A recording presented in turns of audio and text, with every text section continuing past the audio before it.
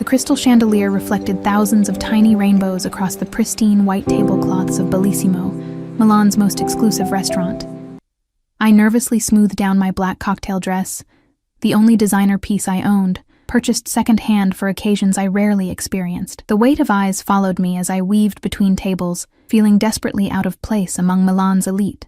"Your table, Signorina Ellis." The maître d' pulled out my chair with practiced elegance. "Thank you," I whispered, my voice smaller than intended. 26 years old and still shrinking myself in unfamiliar spaces. I checked my phone again. Daniel was 15 minutes late. My stomach clenched with anxiety. This dinner would drain half my month's salary as a junior curator at the small art gallery downtown. A celebratory splurge to mark our 1-year anniversary and the end of Daniel's probation period at his investment firm. The waiter approached with practiced deference.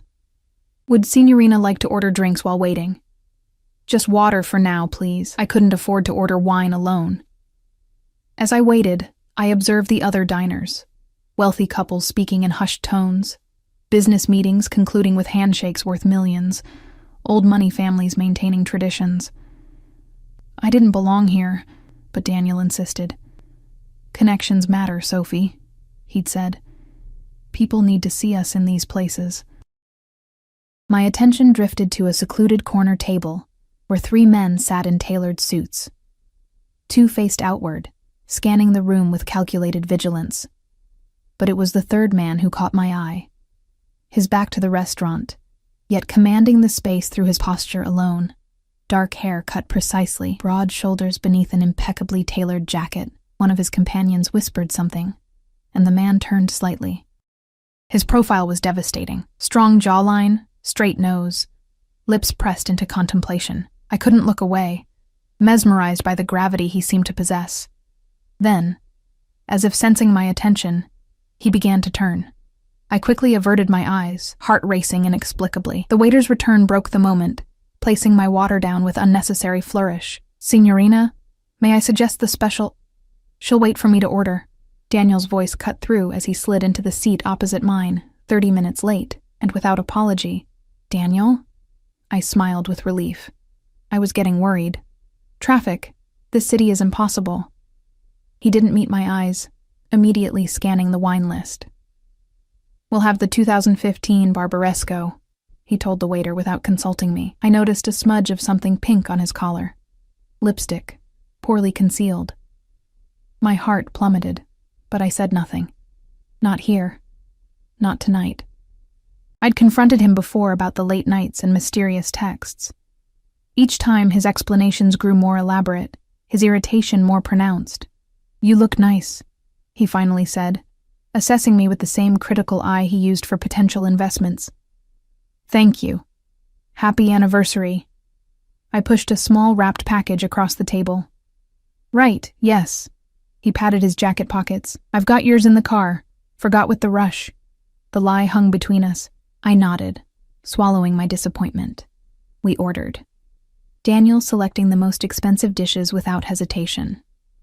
I chose the cheapest pasta on the menu, anxiety mounting about the bill. While he talked about his promotion prospects, my attention kept drifting to the mysterious man in the corner. Something about his presence felt magnetic, dangerous. "Sophie?" Daniel's sharp tone jerked me back. "Sorry, what were you saying?" "I asked if you'd spoken to your father about the investment opportunity." I tensed. "No, I told you. My father's pension isn't for your startup ideas." Daniel's expression hardened.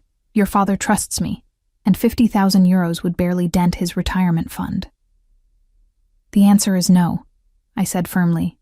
"He worked 30 years for that money." Daniel's smile tightened. "We'll discuss it later." He excused himself to take a call, leaving me alone again. While he was gone, I noticed a commotion at the restaurant entrance. A woman in a red dress argued with the maître d', her voice rising until heads turned. "I know he's here. You can't keep me out," she shouted in Italian-accented English. Security approached, but before they reached her, she spotted Daniel returning from his call. Her expression transformed. "Daniel, tell them who I am," she demanded. The restaurant fell silent. Daniel froze, color draining from his face. "Alessandra, this isn't—" he started. "Don't Alessandra me. 3 months you've been promising to leave her." She pointed directly at me, her mascara smudged with tears. "Does she know about Milan? About us?" My entire body went cold. Daniel had been in Milan on business just last week. The woman stormed toward our table while security followed. "Do you know he's been using your father's identity to secure loans, that he's in debt to—" "Enough!" Daniel grabbed her arm. "You're making a scene. Let go of me." She yanked away, knocking into a passing server. A tray of drinks tumbled, glass shattering across the marble floor. In the chaos, I stood, knees weak. Daniel's betrayal wasn't just romantic.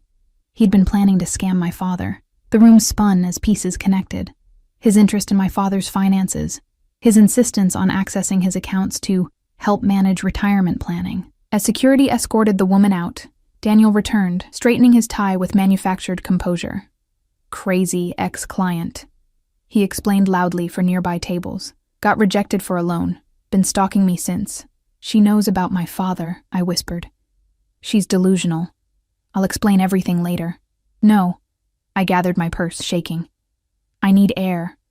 Sophie, don't make another scene." "Another scene?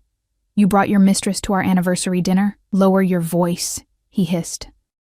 "People are watching." And they were. The entire restaurant witnessed my humiliation. As tears threatened, I turned to leave, only to collide with a waiter carrying our first course. The plate crashed against my chest, red sauce splattering across my dress. "I'm so sorry, signorina," the waiter exclaimed. Mortified, I rushed toward the restrooms, vision blurring. In my haste, I took a wrong turn into a private hallway. Disoriented and desperate to escape, I pushed through a door into what appeared to be a private dining area. I froze. The 3 men from the corner table were there, standing over maps and papers quickly being gathered by the 2 watchful ones. But it was the 3rd man, the one whose presence I'd felt across the room, who now stared directly at me, dark eyes capturing mine with an intensity that stole my breath. Time suspended as we locked eyes. He was younger than I'd thought, perhaps early 30s, with features that belonged on Renaissance paintings. But it was the power radiating from him that held me immobile, an aura of absolute authority. Something dangerous flickered in his expression as he assessed me, standing pathetic and sauce-stained in the doorway. "I'm so sorry," I stammered. "Wrong door." One of the men reached inside his jacket, but the leader raised his hand slightly, a minimal gesture that instantly halted whatever was about to happen. "La ragazza sta piangendo," he said, his voice deep, accent thick. "The girl is crying." I backed away, bumping into someone behind me. I turned to find Daniel. "There you are," he said, gripping my arm painfully. "Excuse us, gentlemen. My girlfriend is disoriented." The leader's eyes narrowed, shifting from me to Daniel, then to Daniel's grip on my arm. Something cold and calculating transformed his expression. "Remove your hand from her," he said, each word precisely enunciated in accented English. Daniel's fingers tightened reflexively before he realized who he was addressing. His face paled. "Mr. Russo, I apologize for the interruption," Daniel said, recognition and fear flooding his features as he released me. "We were just leaving." The man, Russo, tilted his head slightly, studying Daniel with growing interest. "You know me?" Daniel swallowed visibly. "By reputation only, sir." A dangerous smile touched Russo's lips. "And yet I do not know you, an imbalance I find concerning." One of the other men whispered something in Italian. Russo nodded without taking his eyes off us. "It seems we have mutual acquaintances," Russo continued. "You work for Bianchi at Milan Financial." "Yes, sir," Daniel confirmed, sweat beading on his forehead. "You should attend to your girlfriend," Russo said, his eyes returning to me with an intensity that made my skin flush despite my distress. "She deserves better care." The dismissal was clear. Daniel pulled me back through the door, his fingers digging into my arm. "Do you have any idea who that was?" he hissed once we were in the corridor. "Let go of me," I demanded, pulling free. "That was Alessandro Russo. He owns half of northern Italy's imports. The other half, no one talks about." Daniel's voice shook, And you just walked in on what was clearly a private meeting. I need to leave, I said, heading toward the exit. Don't follow me. Sophie, wait, he grabbed my wrist. You can't just walk out. Watch me. I pulled away. You're not thinking clearly. Let me explain about Alessandra. And my father? Will you explain how you plan to steal his pension too? A flash of anger crossed Daniel's face, his charming mask slipping. You ungrateful. He stopped abruptly, looking over my shoulder. I turned to find one of Russo's men standing there, expression impassive. Mr. Russo requests the lady return, he stated flatly. Daniel's face drained of color. There's been a misunderstanding. We're leaving. Only the lady, the man clarified, his tone leaving no room for argument. Fear and confusion battled within me. Return to the mysterious Russo or leave with Daniel, whose betrayal still burned fresh. I'll be fine, I told Daniel, making my decision. Something told me Russo was dangerous, but Daniel had proven himself the immediate threat. As the man escorted me back, Daniel called after me. Sophie, don't be stupid. You don't know what you're doing, but for the first time that night, I felt I was making the right choice. The man guided me down a different corridor, away from the main restaurant. My heart hammered against my ribs. Adrenaline from confronting Daniel mixing with apprehension about where I was being led. We passed through a hidden doorway concealed behind a wine rack, emerging into a plushly decorated office. Alessandro Russo sat behind an imposing mahogany desk, alone now. Jacket removed and sleeves rolled precisely to his elbows, revealing strong forearms and an expensive watch. The room smelled of leather, subtle cologne, and power. His dark eyes studied me with unsettling intensity. Sit. He gestured to the chair opposite him, not a request, a command. I remained standing, suddenly aware of my vulnerability. Why am I here? A hint of approval flickered across his face at my defiance. You're covered in marinara sauce, crying, and about to leave with a man who clearly intended to harm you in some way. I'm offering an alternative. His English was excellent, the Italian accent adding weight to each word, rather than hindering understanding. I don't need saving, I said, though my trembling voice betrayed me. Everyone needs saving at least once, he replied, leaning back. Your boyfriend. Ex-boyfriend, I corrected automatically. The corner of his mouth lifted slightly. Your ex-boyfriend. He works for Carlo Bianchi. It wasn't a question, but I nodded anyway. And you are? Sophie Ellis. American? My father is. I was raised mostly in London after my mother died. He processed this information with a slight nod. You're aware of what Bianchi does beyond his banking facade? Yes, I shook my head. Daniel had always been vague about his work, emphasizing only the prestige and connections. Alessandro studied me for a long moment. Interesting. He pushed a box of tissues across the desk. You should clean up, Sophie Ellis. I took a tissue, suddenly remembering the sauce staining my dress. This was my only good dress, I said, more to myself than to him. It wasn't particularly good, he replied bluntly. Too simple for this restaurant. I should have been offended, but exhaustion was replacing adrenaline. I sank into the chair. Why did you call me back here? He reached for a crystal decanter, pouring amber liquid into 2 glasses.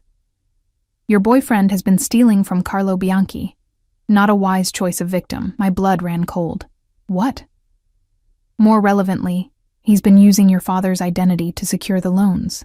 He slid a glass toward me. Drink. You look like you might faint. I ignored the glass. How do you know this? I know everything that happens in Milan. He said it not as a boast, but as simple fact. Bianchi is not known for forgiveness. When he discovers the theft, and he will, he'll look for repayment from anyone connected to your boyfriend, including your father. The room tilted. Daniel hadn't just betrayed me emotionally. He'd placed my father in danger. I need to warn him. I reached for my phone. That won't help, Alessandro said calmly. The damage is done. Bianchi's men are thorough. Then what am I supposed to do? Panic edged my voice. Alessandro took a measured sip from his glass. I could make the problem disappear. Why would you do that? You don't know me. His eyes locked onto mine, something possessive flickering in their depths. Let's say I dislike seeing innocents pay for others' mistakes. And what would you want in return? Nothing came free from men like him. I understood that instinctively. The ghost of a smile touched his lips. Smart girl. He leaned forward, elbows on the desk. I want information. I don't know anything. Not yet. But you will return to your job, your life, as if nothing has changed. You will occasionally share what you learn about Bianchi's operations through your ex-boyfriend's connections. Simple. I laughed humorlessly. You want me to spy for you? I'm a curator at a small gallery. I know nothing about whatever world this is. Precisely why you're perfect. No one would suspect. He studied me intently, unless you'd prefer I let events unfold naturally, with your father bearing the consequences. The threat was velvet-wrapped but unmistakable. I swallowed hard, buying time by finally reaching for the glass. The liquid burned my throat, warming my chest. What exactly would I need to do? For now? Nothing. Return to your life. Forgive your boyfriend. Forgive him? I nearly choked. Temporarily. Information flows more freely from a man who believes he's been forgiven. His expression darkened. Though, if I see another mark on your arm from his grip, our arrangement changes. The proprietary way he said it sent an involuntary shiver down my spine. This man was dangerous in ways Daniel could never be. More controlled. More calculating. And my father will be safe? You have my word. Which, unlike your boyfriend's, means something. I sensed this was true. Alessandro Russo might be dangerous. But he didn't seem dishonest. Why are you really helping me? I asked. His eyes traveled over my face, lingering on my lips before returning to my eyes. Perhaps I see something worth preserving.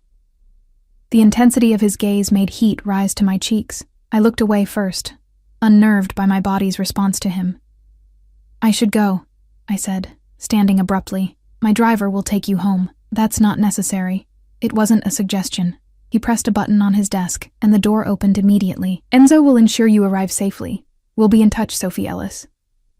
The way he said my name, like he was claiming it, made my breath catch. Outside, a sleek black Mercedes waited. The driver, Enzo, held the door without speaking. As I slid into the butter-soft leather seat, I gave my address without thinking, too overwhelmed to question how I'd gone from anniversary dinner to this surreal arrangement in one evening. As the car pulled away, I caught a glimpse of Daniel arguing with the restaurant manager near the entrance. His eyes widened when he saw me in the luxury vehicle.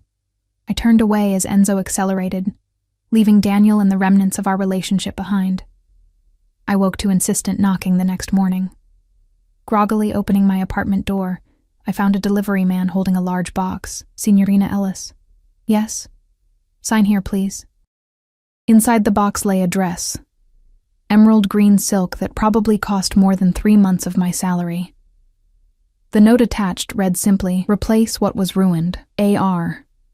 I should have returned it immediately.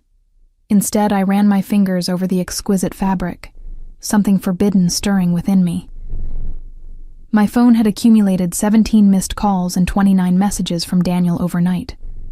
I ignored them all, focusing instead on calling my father.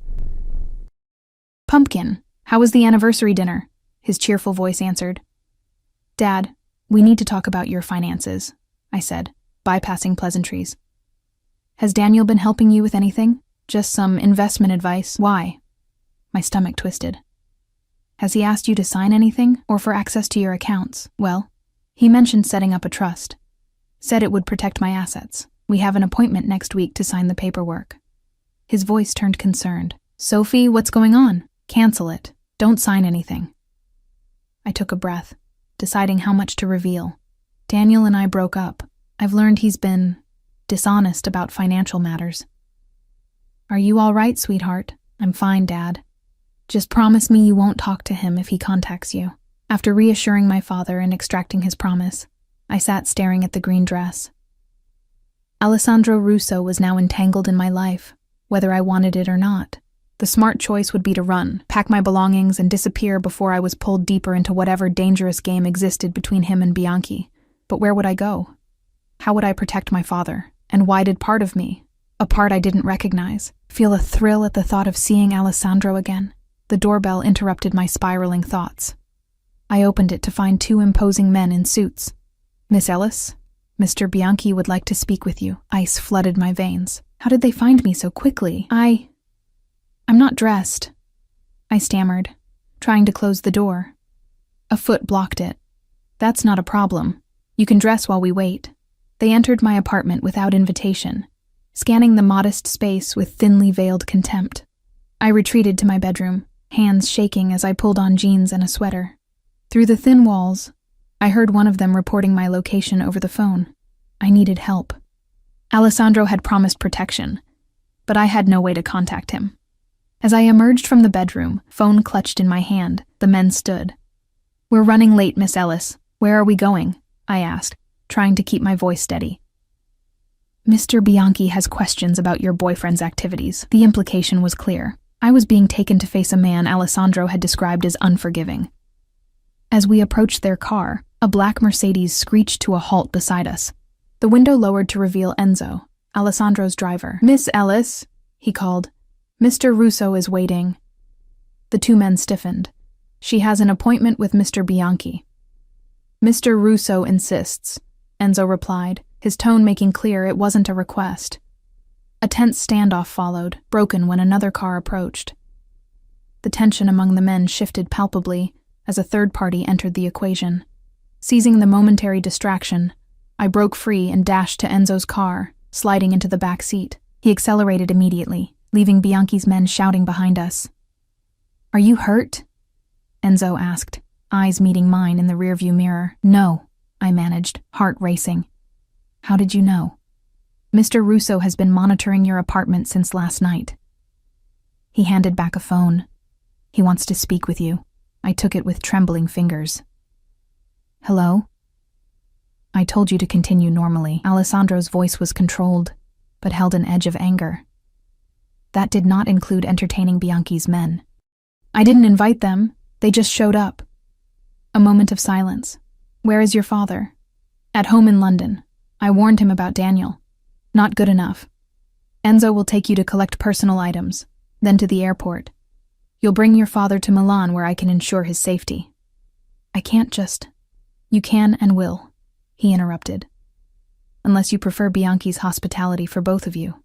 I closed my eyes, sensing the walls of my normal life collapsing around me. "Fine. Good. One more thing, Sophie."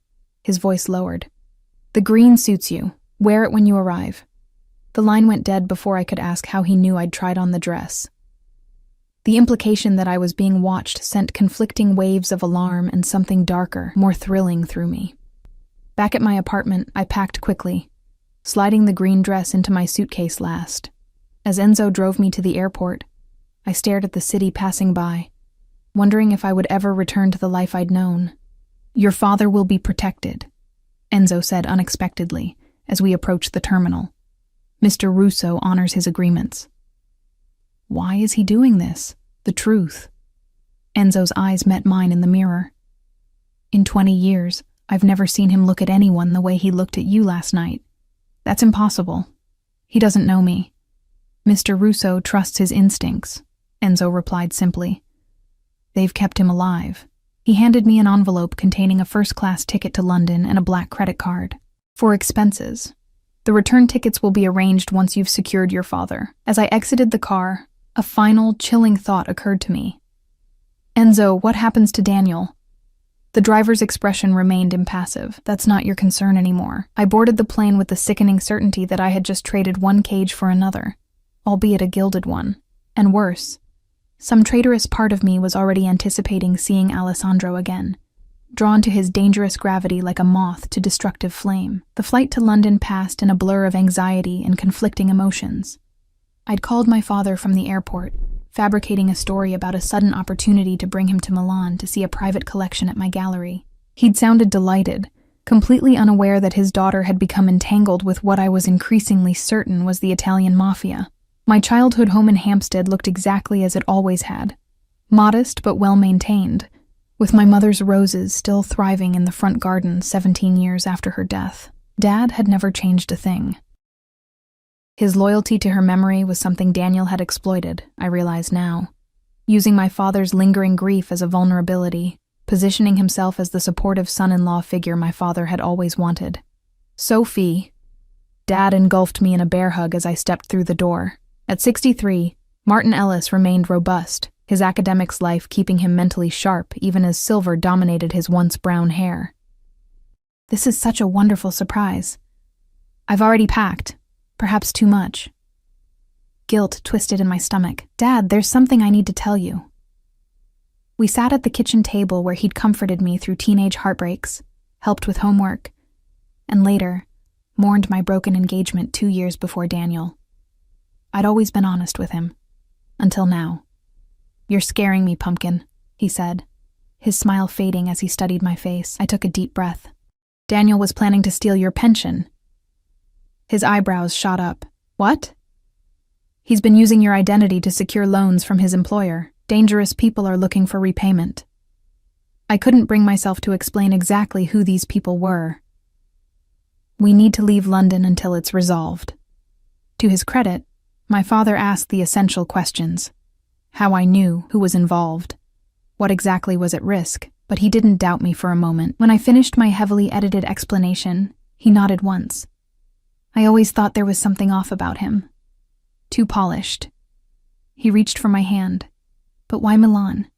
Shouldn't we go somewhere they wouldn't look?" "I have a friend who can help."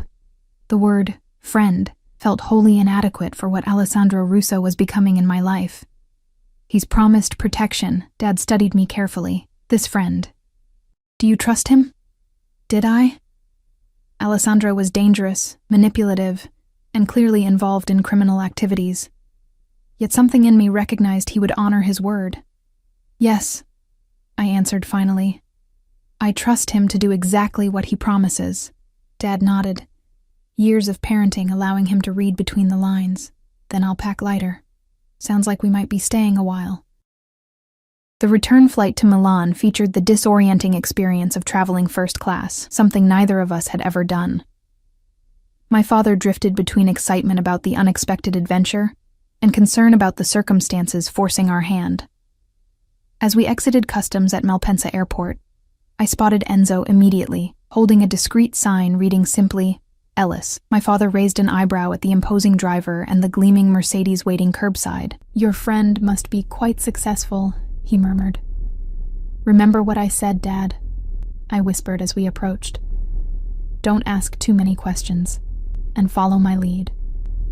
Enzo greeted us with formal courtesy, taking our bags and opening the car door.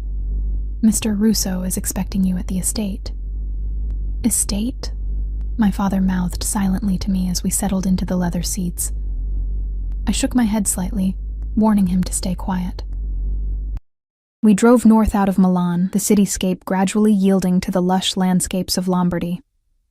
After an hour, we turned onto a private road winding through immaculate grounds. Security checkpoints appeared with increasing frequency, each manned by guards who nodded respectfully to Enzo as gates opened automatically for our passage.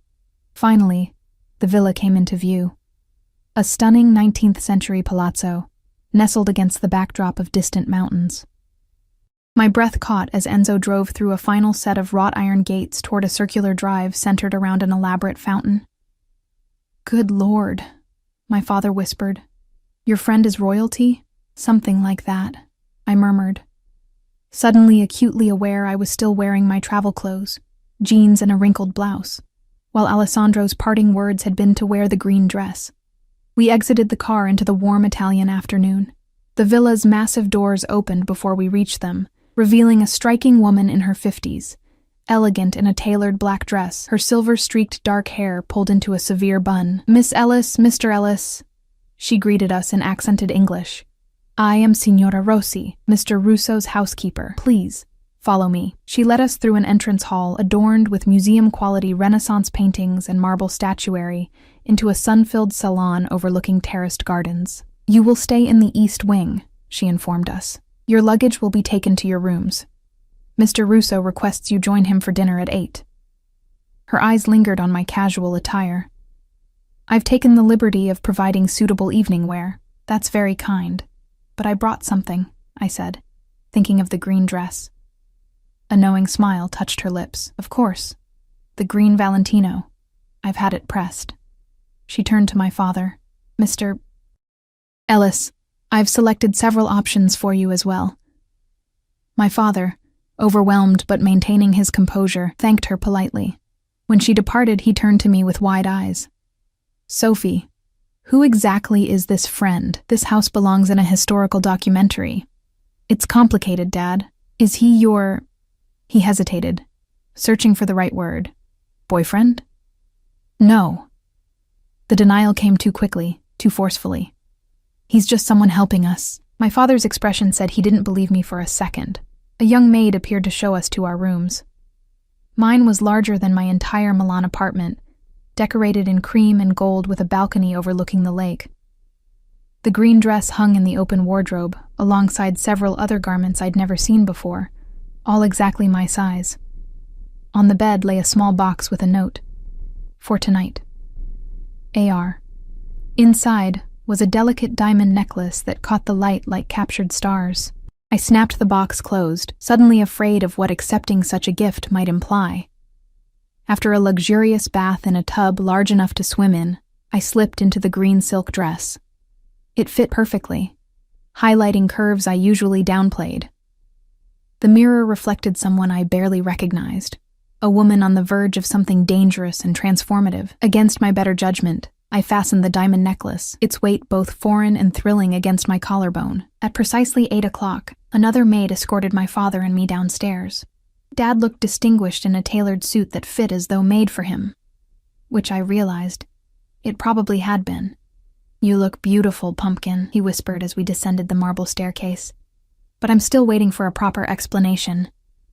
Later, I promised, though I had no idea what explanation could possibly encompass the reality of our situation. We were led to a formal dining room where Alessandro Russo stood waiting beside a table set for 3. He wore a perfectly tailored black suit, crisp white shirt open at the collar, no tie. Seeing him again sent an involuntary flutter through my chest. In the restaurant, he'd been intimidating. Here, in his domain, he was magnificent. Power embodied in the casual confidence of his stance, the intensity of his dark eyes as they traveled from my face to the necklace at my throat, then down the length of the green dress. Sophie, he said, my name an intimate caress in his accent. You look exquisite. His gaze shifted to my father. And Mr. Ellis, welcome to my home. Mr. Russo. My father extended his hand, academic curiosity overriding caution. I'm grateful for your hospitality, though I admit I'm still unclear about the circumstances. Alessandro shook his hand, assessing him with the same penetrating gaze he'd used on me. Your daughter has explained the situation? Parts of it, Dad replied diplomatically. I gather my identity has been compromised. Indeed. Please sit. We'll discuss details over dinner.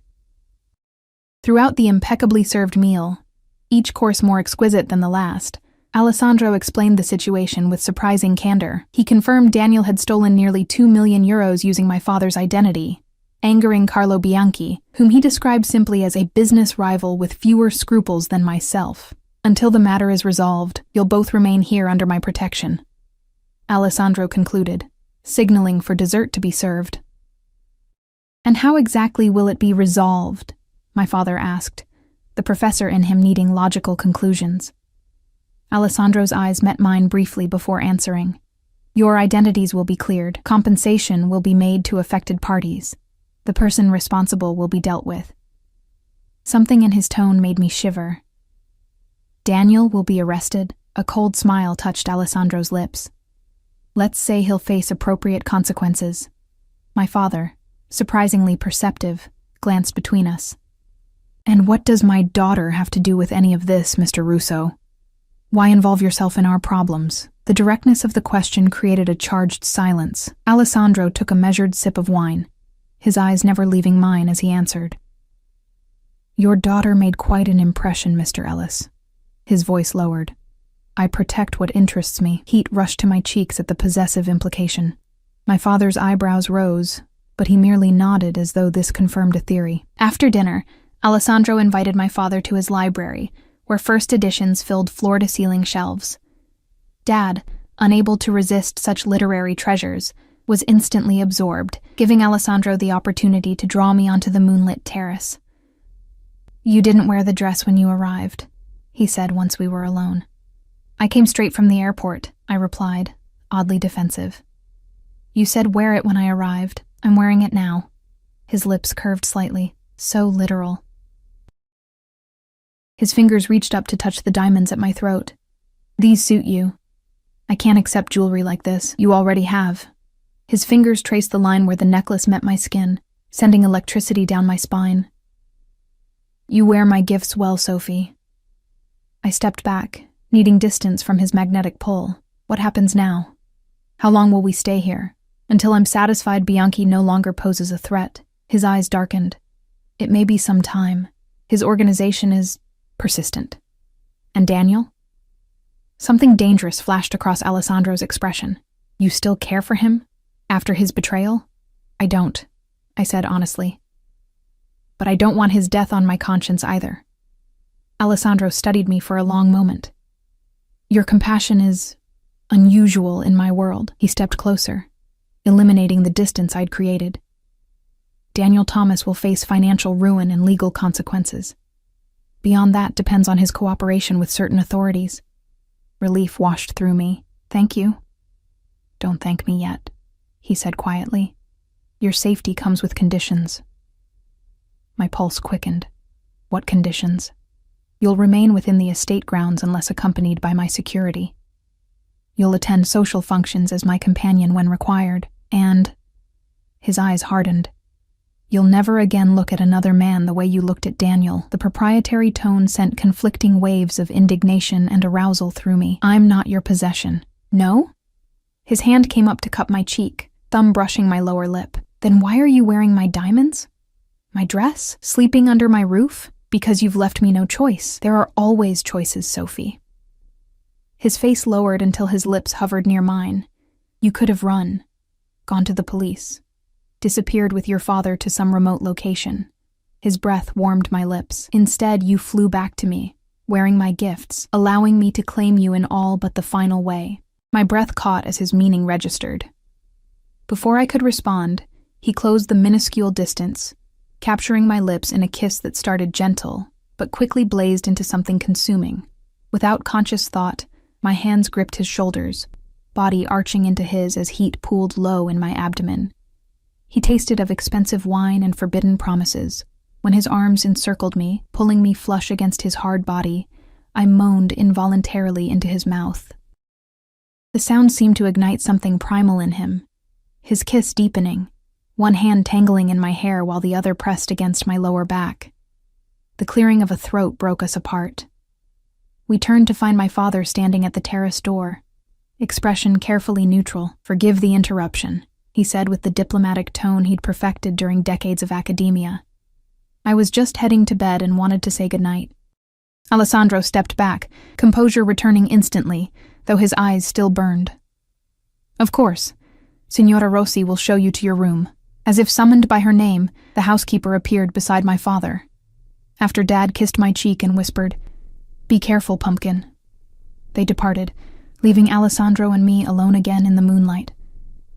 "This is madness," I whispered, fingers touching my still tingling lips. "Perhaps." His expression remained intense, possessive. "But it's a madness I intend to explore fully." He reached for my hand, bringing it to his lips. "Go to your father, Sophie. We have time." The promise in those words followed me upstairs, where my father waited outside my room. "Sophie," he said quietly, "do you know what you're doing?" I leaned against my door, overwhelmed by the events of the past few days. "No," I answered honestly, "but I don't think I can stop it." He studied me with the same thoughtful expression he'd worn when evaluating complex historical theories. "Just remember who you are," he finally said. "Ellis women have never been easily conquered, not by Romans, Normans, or Italians with big houses and dark eyes." Despite everything, I laughed. "I'll remember." As I closed my bedroom door, I caught sight of myself in the mirror. Flushed cheeks, swollen lips, diamonds glittering at my throat. I looked claimed, marked as Alessandro's without a single visible bruise. The woman in the reflection was a stranger, awakened to desires and possibilities I'd never acknowledged. I touched the necklace, remembering his words. "You wear my gifts well." The terrifying truth was that I wanted to wear more than his gifts. I wanted to wear his touch, his possession, his protection like armor against a world that had never seen me until he did.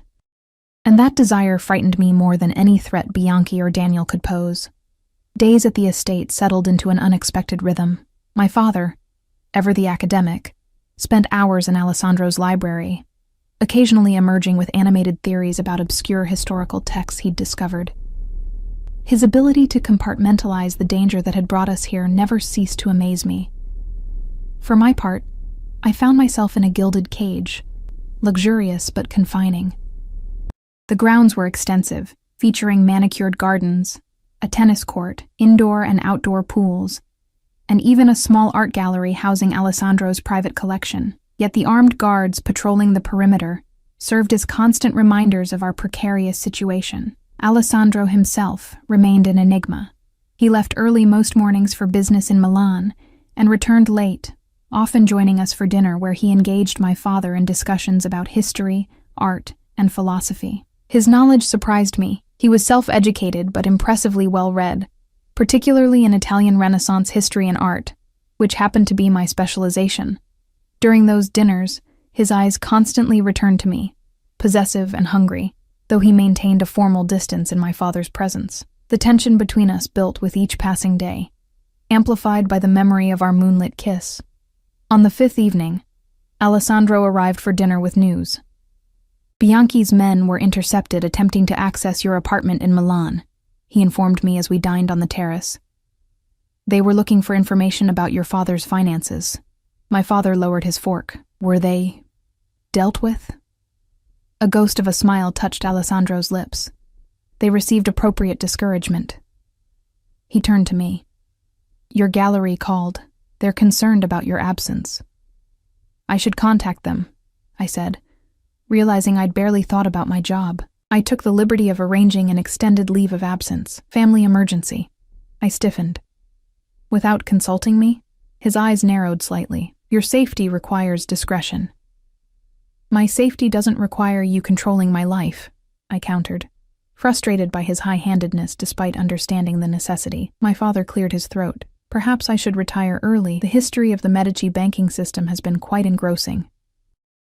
He stood, giving me a pointed look that clearly said, "Be careful." Once we were alone, Alessandro's demeanor shifted, intensity replacing the cordial mask he wore for my father's benefit. "You're angry," he observed. "You make decisions about my life without consulting me." He leaned back, studying me. "Would you prefer I let Bianchi's men find you? Allow your career to be compromised by unexplained absence?" "Of course not. But you could have told me first." "You're unaccustomed to protection," he said simply. "In my world, decisions must often be made quickly." "Your world," I repeated. "A world of what, exactly?" "You've never actually said." Alessandro's expression remained impassive, but something dangerous flickered in his eyes. "Import-export businesses, property development, banking interests, and the other half of northern Italy's imports that no one talks about," I quoted Daniel's words from the restaurant. A muscle twitched in his jaw. "Is it important that you know? If I'm living in your house, wearing your clothes, acting as your—" I hesitated, unsure what word could possibly encompass what I was becoming to him. "Mine," he supplied, the single syllable resonating with possession. "That's the word you're looking for, Sophie. You are becoming mine." Heat flooded my cheeks. "I don't belong to anyone." "No?" He rose, circling the table until he stood behind my chair. His hands came to rest on my shoulders, thumbs tracing my exposed skin. "Then why do you tremble when I touch you? Why do your pupils dilate when I enter a room?" I remained silent, unable to deny the physical evidence of my attraction. "I am what you suspect," he continued, bending until his lips brushed my ear. "I control territories, settle disputes, protect those under my care, and eliminate threats to my interests. Does that frighten you? It should have. Any sane woman would be terrified." Instead, I felt that same illicit thrill that had been building since our first encounter. "Yes," I admitted. but not in the way it should. His low chuckle vibrated against my skin. Good. Fear keeps you safe. Desire keeps you close. His fingers traced the line of my jaw, tilting my face up to his. And I want you very close, Sophie Ellis. The kiss that followed consumed me completely, demanding and possessive, yet tinged with a tenderness that seemed at odds with his dangerous nature. I rose from my chair, turning in his arms as the kiss deepened, his hands spanning my waist before sliding lower to pull me against him. Tell me to stop, he murmured against my lips, and I will. But I couldn't form the words, didn't want to. 5 days of tension had created an ache I no longer wished to deny. Instead, I pressed closer, fingers tangling in his dark hair as I surrendered to the hunger between us. Alessandro lifted me effortlessly, settling me on the edge of the table as he stepped between my thighs. His lips trailed from my mouth to my neck, finding sensitive places that sent shivers cascading through my body. When he reached the hollow of my throat, he looked up, eyes dark with desire. Not here, he said, his accent thicker with emotion. Not like this, the first time. Before I could respond, a discreet cough interrupted us. We turned to find Enzo at the terrace doors, expression carefully blank. Forgive me, sir. The call you were expecting. Alessandro straightened, composure returning though his eyes remained heated. Take it in my study.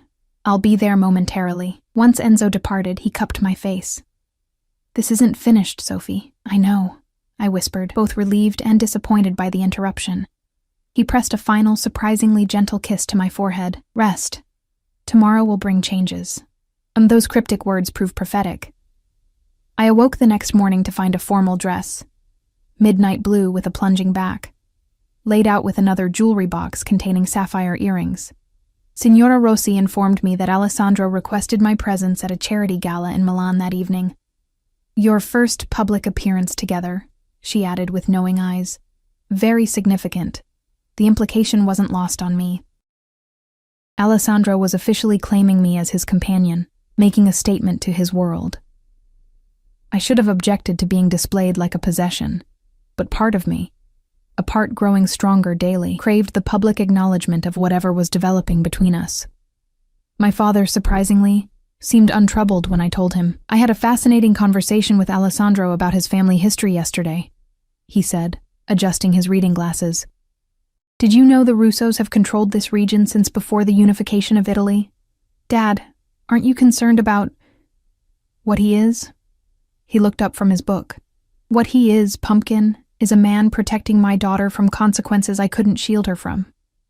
His methods may be unorthodox, but his intentions seem clear. He removed his glasses. The question is whether you understand what you're agreeing to by attending this gala. I'm not sure I do, I admitted. In his world, public appearances make statements. You'll be declared as his, off limits to others. He studied me carefully. Is that what you want? I don't know, I answered honestly. But I'm tired of being invisible.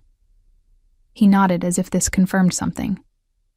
Just remember, you can leave any cage, no matter how gilded. Ellis women always find the key. That evening, Alessandro entered the grand foyer as I descended the staircase in the blue gown. He wore a perfectly tailored tuxedo, his dark hair slicked back, emphasizing the sharp angles of his face.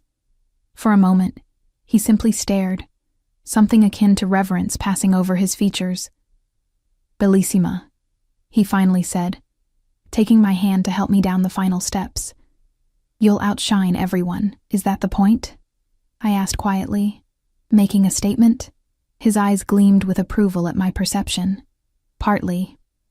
Milan society needs to understand certain parameters.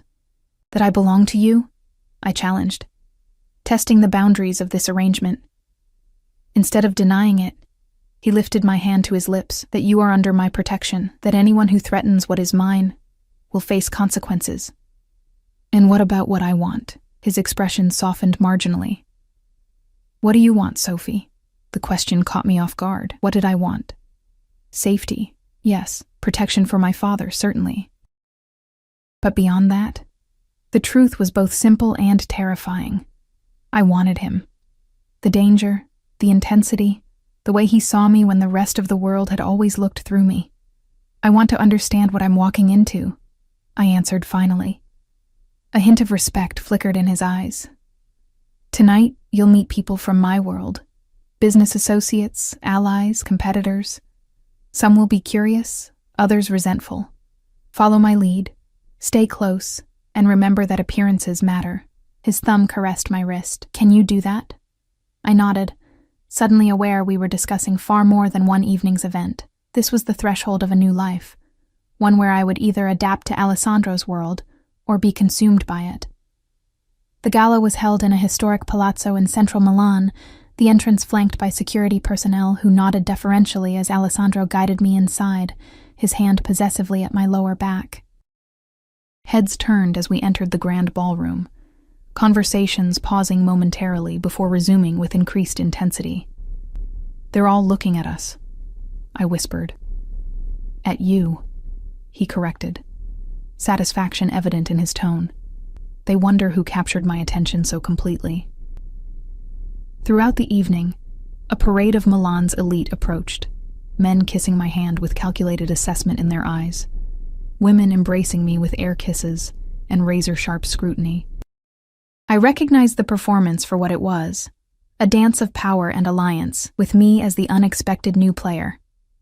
Alessandro never left my side, introducing me simply as Sophie Ellis, my companion, while his possessive stance communicated far more. I played my role instinctively, smiling politely while maintaining the slight reserve his world seemed to demand of its women. During a momentary lull, Alessandro guided me toward the balcony for fresh air. As we approached, I froze, recognizing a familiar profile among a group of businessmen, Daniel. He hadn't seen us yet, laughing too loudly at something, a champagne glass clutched in his hand.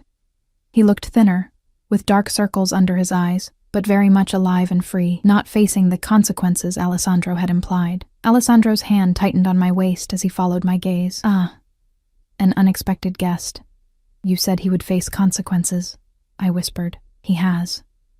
Financial ruin, blacklisting from legitimate banking."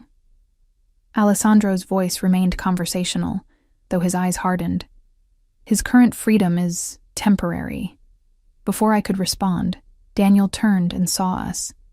Color drained from his face, champagne sloshing over his hand as he took an involuntary step backward. Then, astonishingly, he composed himself and started toward us. "He's coming over," I said, anxiety spiking. "Why would he?" "Because he's a fool," Alessandro Stay beside replied me. calmly. Daniel reached us, artificial confidence barely masking his fear. "Sophie, and Mr. Russo. Quite a surprise seeing you together." "Is it?" Alessandro's tone carried lethal courtesy. "I believe we established certain boundaries at our last meeting." Daniel's smile faltered. "Just saying hello to my girlfriend. We had a misunderstanding, but I'm sure Sophie's ready to talk things through now." He reached for my hand. Alessandro moved so quickly I barely registered it. One moment standing beside me, the next directly between Daniel and myself, their faces inches apart. "Don't look at her again," Alessandro said, each word precise and deadly quiet. "Don't speak her name. Don't even think about her. Do you understand me?" Daniel paled further, but attempted bravado. "Sophie can make her own decisions." "Indeed she can," Alessandro agreed with terrifying pleasantness. "And she has decided you are nothing to her. Now, I suggest you leave this event before I reconsider my temporary leniency regarding your continued ability to draw breath." Something in his expression must have finally penetrated Daniel's denial. He stepped back, turning to me with desperate eyes. "Sophie, you can't be serious. This man is dangerous. Whatever he's told you, I know exactly who he is," I interrupted, surprised by my own calm. "And I know exactly who you are, Daniel. A thief and a liar who would have sacrificed my father to save himself." I moved to Alessandro's side, allowing his arm to encircle my waist. "Don't ever approach me again." Daniel's face contorted with disbelief as he finally recognized the truth. I had chosen Alessandro, danger and all, over the false security he had offered. As security personnel materialized to escort Daniel out, Alessandro bent to whisper in my ear, That was unexpected and quite arousing. Heat flooded my cheeks. I meant what I said.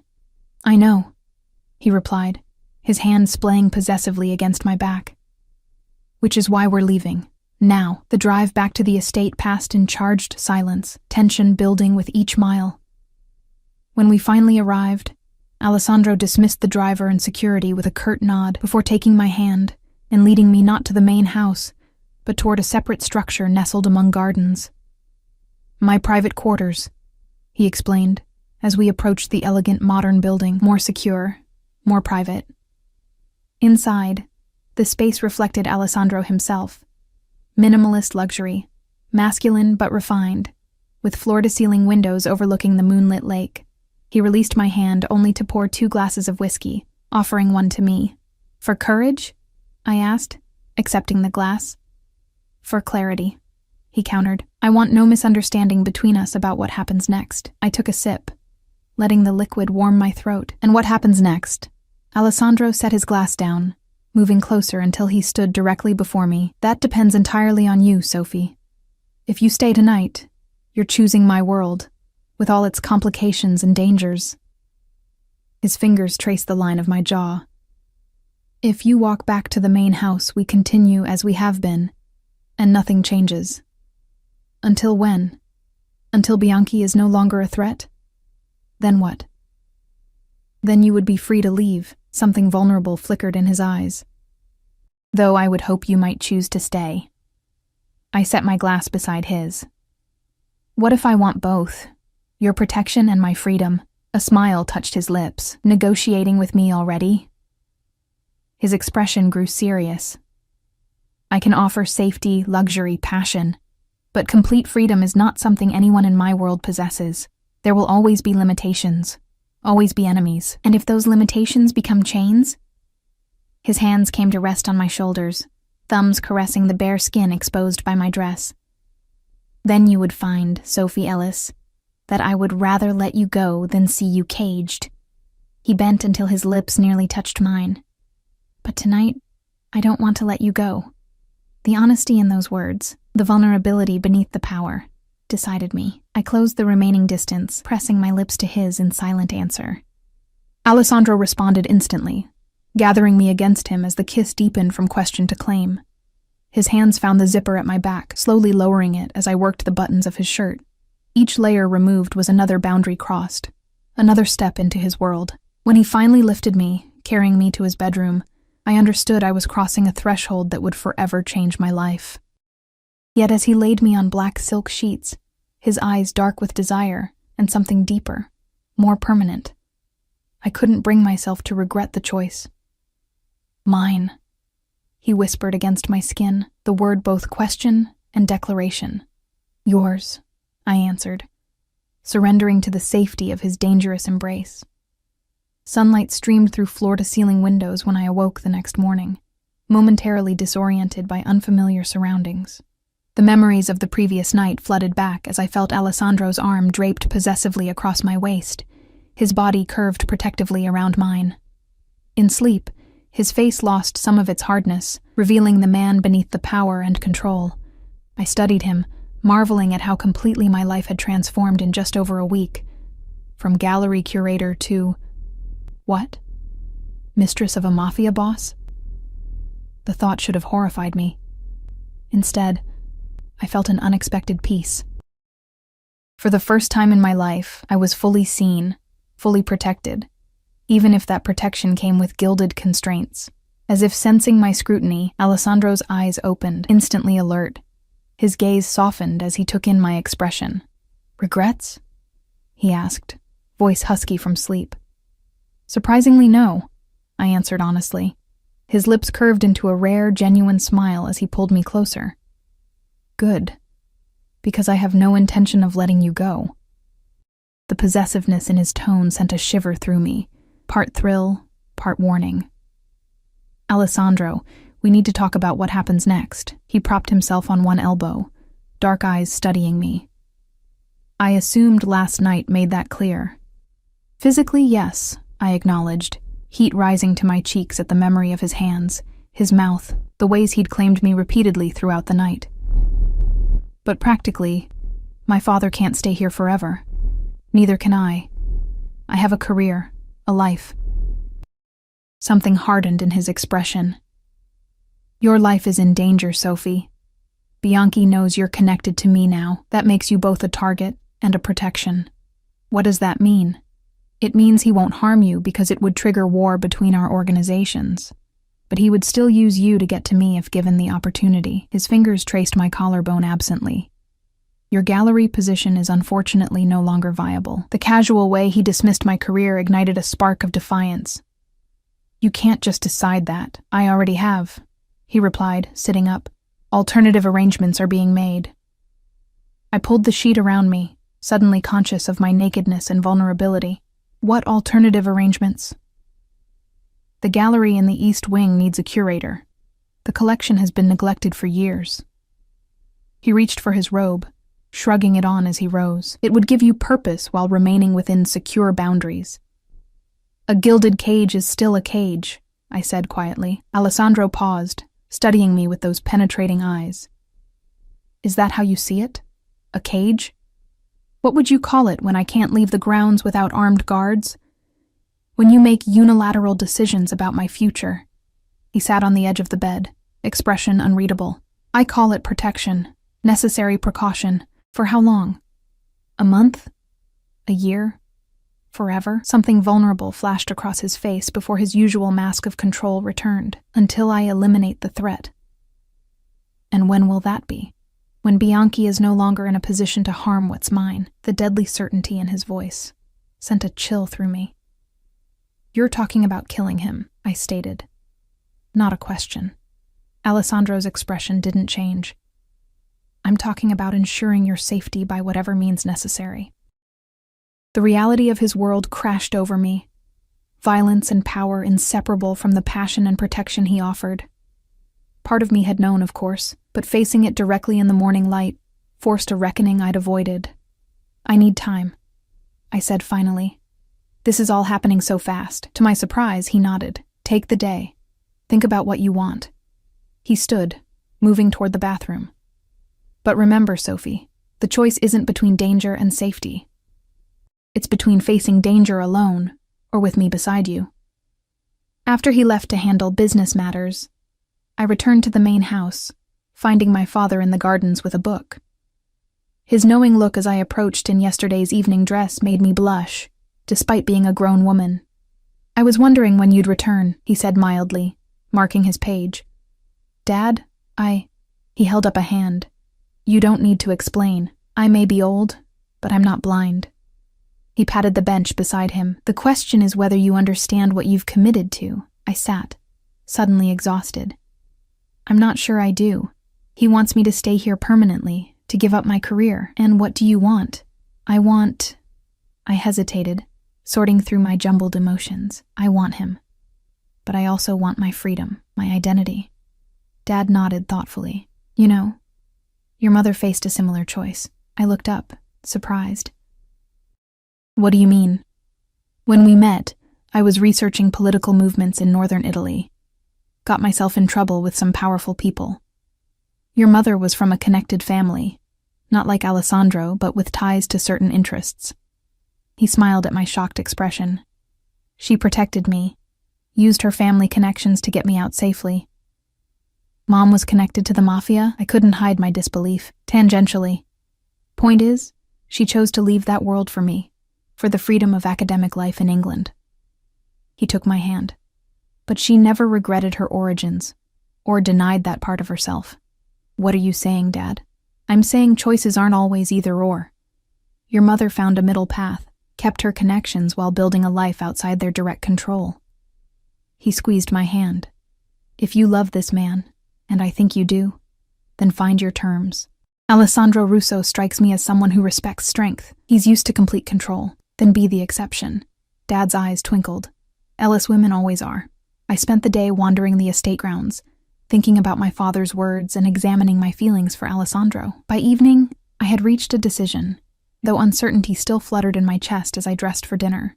When I entered the dining room, I found Alessandro already seated, tension evident in the set of his shoulders. His eyes tracked my entrance, hungry and possessive, yet tinged with something that looked surprisingly like fear. My father discreetly excused himself after the first course, claiming fatigue, though his pointed look made clear he was giving us privacy. Once alone, Alessandro spoke first. "Have you made your decision?" "I have terms," I replied, surprising myself with my steady voice. His eyebrows rose fractionally, a glimmer of respect, perhaps even admiration, warming his gaze. "Terms? If I'm to be part of your world, I need certain freedoms." I took a deep breath, channeling generations of Ellis women's strength. "I'll curate your collection, but I also want to work with museums in Milan, under appropriate security, of course." "Possible, but risky," he assessed. "What else?" "My father returns to London with protection you provide once the immediate threat has passed." Alessandro nodded slowly. "Reasonable. And I need honesty." I met his gaze directly. "No decisions about my life without consulting me. No secrets about dangers that affect me." His expression tightened. "My world requires discretion, Sophie. I'm not asking for operational details of your business. I'm asking for partnership." I leaned forward. "If I'm yours, then you're mine too. That's how this works." Something powerful flashed in his eyes. Surprise, desire, "You continue to respect mingling," he said quietly. "Few would dare negotiate terms." "I'm not negotiating," I clarified. "I'm telling you what I need to stay willingly." A slow smile spread across his face, genuine, transformative. "And if I agree to these terms, what are you offering in return?" I held his gaze steadily. "Everything else. My loyalty, my body, my heart, if you want it." The vulnerability in those last words hung between us. Alessandro rose, circling the table until he stood before my chair. He knelt, a gesture so unexpected from this powerful man that my breath caught. "Your heart," he repeated, taking my hands in his. "That's the only term I require, Sophie Ellis. The rest we can arrange." Relief and something deeper flooded through me as he pulled me into his arms, sealing our agreement with a kiss that promised both passion and partnership. 3 months later, the exclusive gallery opening in central Milan buzzed with Milan's elite, all vying for a glimpse of the Renaissance masterpieces I'd curated from Alessandro's private collection. Shadows and Light, Hidden Treasures of Northern Italy marked my official debut in Milan's art world, under my professional name, with no public connection to Alessandro Russo, beyond his listed contribution as a primary lender. I circulated among guests, discussing brush techniques and historical contexts, acutely aware of the 2 security men who maintained a discreet distance. My father stood near a particularly fine Caravaggio, deep in conversation with the director of the Uffizi, who had traveled from Florence specifically for the exhibition. "Your father seems to be enjoying himself." Alessandro's voice came from behind me, sending a familiar thrill down my spine. I turned to find him immaculate in a tailored suit, his public persona firmly in place, though his eyes softened as they met mine. "He's in academic heaven," I agreed. "The director just invited him to give a guest lecture series in Florence. With appropriate security arrangements, of course," Alessandro added, a subtle reminder of the boundaries that still existed. "Of course." I nodded toward a painting across the room, a small but exquisite Madonna and Child. "The Alberti museum director is practically salivating over that piece."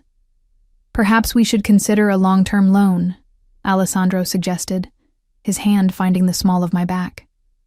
A gesture of goodwill to the city. The "we" warmed me, evidence of our evolving partnership. Over the past months, Alessandro had surprised me by adapting to my terms more readily than I'd expected. While I remained within his protection, the cage had expanded, allowing me to breathe while still keeping me safe. Carlo Bianchi had been found dead 6 weeks earlier, his body discovered in his Lake Como villa after what authorities ruled a heart attack. Neither Alessandro nor I spoke about the convenient timing.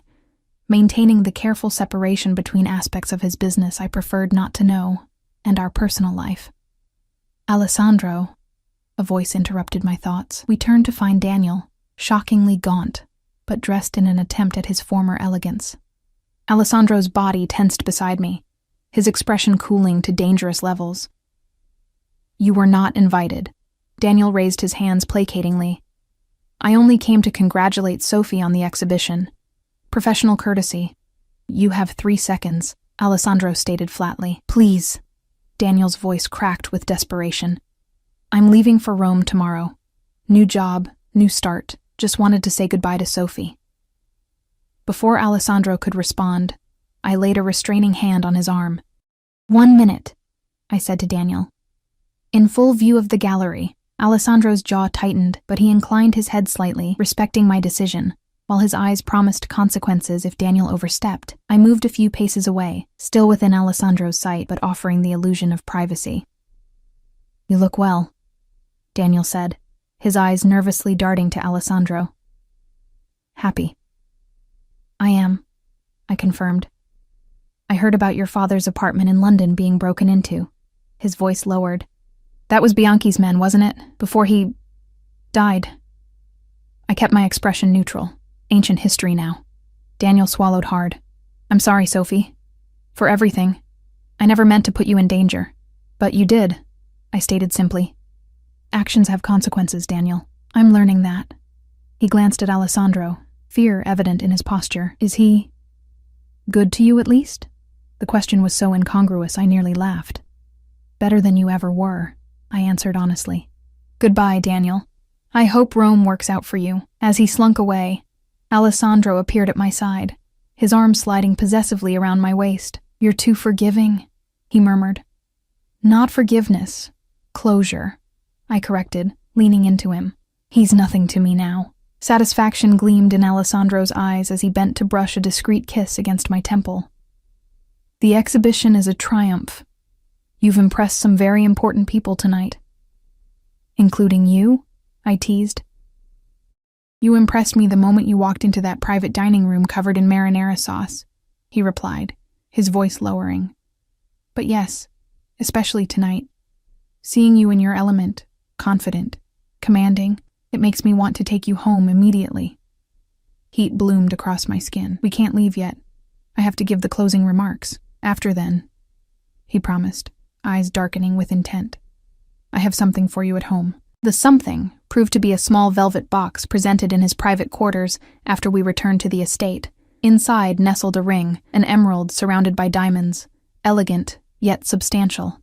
Alessandro, I breathed, understanding its significance. We've done this backward, he said, taking the ring from the box. First protection, then passion, then partnership. He met my eyes, vulnerability visible beneath his usual control. Now I'm asking for permanence. People will talk, I said softly. The mafia boss and the curator, let them, he replied, certainty in his tone. I've never cared for others' opinions. I care only for what is mine. His expression softened. For who is mine? And I'm yours, I acknowledged, extending my left hand. As I am yours, he answered, sliding the ring onto my finger. On your terms, Sophie Ellis. Always on your terms. As he sealed the promise with a kiss, I realized the cage I'd feared had transformed into something else entirely. Not walls to contain me, but boundaries to protect what we'd built together. I had entered Alessandro's dangerous world and found not captivity, but a place where I was finally, completely seen. My father was right. Ellis women always found a way to turn gilded cages into something of their own design, and in Alessandro Russo's arms, I had found not just protection or passion, but a partnership of equals. Different in power, perhaps, but matched in strength and determination. Mine, Alessandro whispered against my lips, the word both possession and surrender. Yours, I answered, knowing it was both truth and choice. Always yours.